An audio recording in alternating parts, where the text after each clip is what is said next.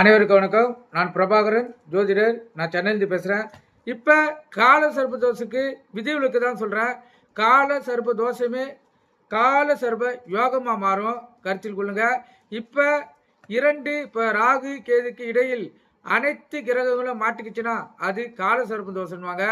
அது திருமணம், கல்வி, குழந்தை பாக்கியம், பொருளாதார வளர்ச்சி அனைத்தையும் பாதிக்கும்.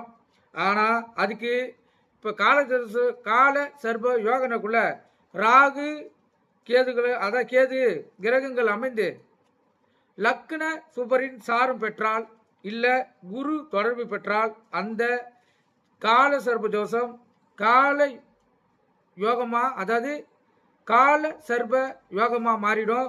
அது சிறப்பான கல்வி, பொருள் வரவு, புதையல் யோகம், சிறந்த வாழ்க்கை, சிறந்த பட்ட பதவிகள் அனைத்தையும் பெற்றுத்தரும். நன்றி, வணக்கம்.